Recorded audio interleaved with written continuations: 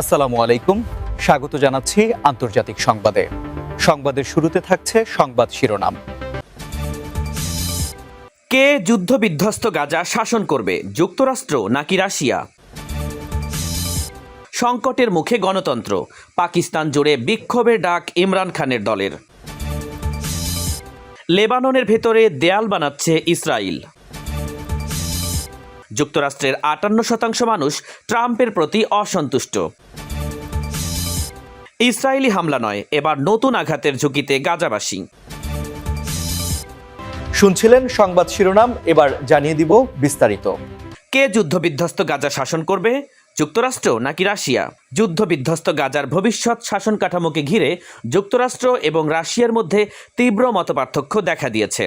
গাজায় আন্তর্জাতিক বাহিনী পাঠানো এবং অন্তর্বর্তীকালীন শাসন ব্যবস্থা গঠনে যুক্তরাষ্ট্রের প্রস্তাবে রাশিয়া, চীন সহ বেশ কয়েকটি আরব দেশ দৃঢ় আপত্তি জানিয়েছে। ফলে খসড়া প্রস্তাবটি কার্যত ঝুলে রয়েছে। যুক্তরাষ্ট্র সতর্ক করে বলেছে, এ নিয়ে বিভ্রান্তি তৈরি হলে যুদ্ধবিরতি ভেঙে যেতে পারে এবং ইসরায়েল নতুন হামলা শুরু করতে পারে।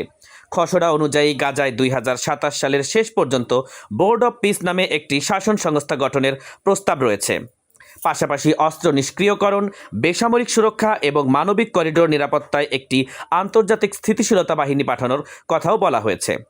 রাশিয়া পাল্টা প্রস্তাব দিয়ে বলেছে, তাদের উদ্যোগেই নিরাপত্তা পরিষদকে ভারসাম্যপূর্ণ এবং কার্যকর অবস্থানে পৌঁছতে সাহায্য করবে এবং স্থায়ী যুদ্ধবিরতি নিশ্চিত করতে সক্ষম হবে। সংকটের মুখে গণতন্ত্র, পাকিস্তান জুড়ে বিক্ষোভের ডাক ইমরান খানের দলের। পাকিস্তানের ন্যাশনাল অ্যাসেম্বলিতে সংবিধান সংশোধনী বিল পাশ হওয়ায় সেনাপ্রধান অসিম মুনিরকে চিফ অব ডিফেন্স ফোর্সেস পদে উন্নীত করা হয়েছে এবং তার জন্য বিশেষ আইনি সুরক্ষাও যোগ হয়েছে। একই সঙ্গে সুপ্রিম কোর্টের ক্ষমতা সীমিত করে সংবিধান সংক্রান্ত মামলা নতুন সাংবিধানিক আদালতে স্থানান্তরের বিধান করে আরেকটি বিল পাশ করেছে সরকার। এসব পদক্ষেপকে দেশে পুনরায় সেনা প্রভাব বিস্তারের ইঙ্গিত হিসেবে দেখছে বিরোধী জোট। সাবেক প্রধানমন্ত্রী ইমরান খানের দল পিটিআই এর নেতৃত্বে বিরোধী বৈঠক করে ঘোষণা দিয়েছে যে বর্তমান সরকার অযোগ্য এবং দেশ গৃহযুদ্ধের মুখোমুখি দাঁড়িয়ে আছে। তারা বিচার ব্যবস্থাকে স্বাধীনভাবে দাঁড়ানোর আহ্বান জানিয়ে শিগগিরই দেশ জুড়ে যৌথ বিক্ষোভের ডাক দেবে বলে জানিয়েছে। লেবাননের ভেতরে দেয়াল বানাচ্ছে ইসরায়েল। হিজবুল্লাহকে নিরস্ত্র না করার অভিযোগে লেবাননে হামলা বাড়িয়েছে ইসরায়েল এবং দেশটির ৫টি পাহাড়ি এলাকা দখলে রেখেছে। এরই মধ্যে জাতিসংঘ জানিয়েছে, ইসরায়েল লেবাননের দক্ষিণে ব্লু লাইন অতিক্রম করে একটি কংক্রিটের দেয়াল নির্মাণ করেছে, যা ইউনিফিল পরিদর্শনে নিশ্চিত করা হয়েছে। দেয়ালটি লেবাননের অন্তত ৪,০০০ বর্গ কিলোমিটার ভূমি স্থানীয়দের জন্য অপ্রবেশ্য করে তুলেছে বলে জাতিসংঘ জানিয়েছে এবং ইসরায়েলকে তা সরিয়ে নেওয়ার আহ্বানও জানানো হয়েছে। যুক্তরাষ্ট্রের ৫৮% মানুষ ট্রাম্পের প্রতি অসন্তুষ্ট।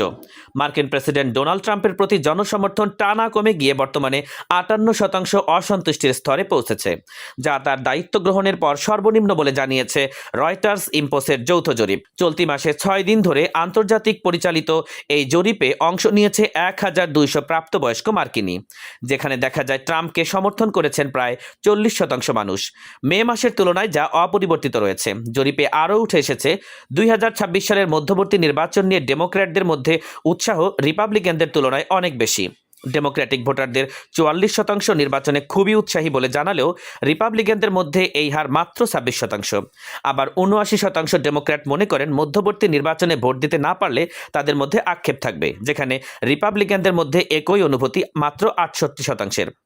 সাম্প্রতিক ভার্জিনিয়া, নিউ জার্সি এবং নিউ ইয়র্কের গভর্নর নির্বাচনে ডেমোক্র্যাটদের সাফল্য এই উৎসাহকে আরও বাড়িয়ে তুলেছে। বর্তমানে কংগ্রেসের ২ কক্ষই রিপাবলিকানদের নিয়ন্ত্রণে রয়েছে এবং আগামী নির্বাচনে প্রতিনিধি পরিষদের সব ৪৩৫টি এবং সিনেটর ৩৫টি আসনে ভোট হবে। ইসরায়েলি হামলা নয়, এবার নতুন আঘাতের ঝুঁকিতে গাজাবাসী। গাজায় ঠান্ডা বাতাস, ভারী বৃষ্টি এবং আকস্মিক বন্যার আশঙ্কায় লাখো বাস্তুচ্যুত মানুষের দুর্ভোগ আরও মারাত্মক রূপ নিয়েছে। শুক্রবার ভোরে নিম্নচাপ এবং ঠান্ডা বায়ু পৌঁছানোর পর পরিস্থিতি দ্রুত নাজুক হয়ে পড়ে। আবহাওয়া বিভাগ জানিয়েছে, বজ্রসহ ভারী বর্ষণে ভেঙে পড়া অবকাঠামো এবং দুর্বল আশ্রয়কেন্দ্রগুলো হুমকির মুখে পড়বে।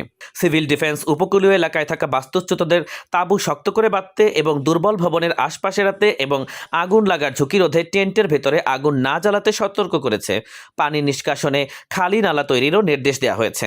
সাম্প্রতিক বছরগুলোতে বর্ষায় বহু আশ্রয়কেন্দ্র ভেসে গেছে বা ধসে পড়েছে। ইসরায়েলি হামলায় ক্ষতিগ্রস্ত বর্তমান অস্থায়ী আশ্রয়কেন্দ্রগুলো আরও দুর্বল হয়ে পড়েছে। গাজায় থাকা 1,35,000 তাঁবুর 93% আর বসবাসযোগ্য নয়। তবু বিকল্প না থাকায় মানুষ সেগুলোতেই থাকতে বাধ্য হচ্ছে। মানবিক সহায়তা প্রবেশে ইসরায়েলের কঠোর বাধার কারণে নতুন তাঁবু বা মোবাইল আশ্রয়ও গাজায় ঢুকতে পারছে না। যুদ্ধবিরতির মানবিক প্রটোকল লঙ্ঘন করেই এসব জরুরি সামগ্রী আটকে রাখা হয়েছে বলে কর্তৃপক্ষ অভিযোগ করেছে।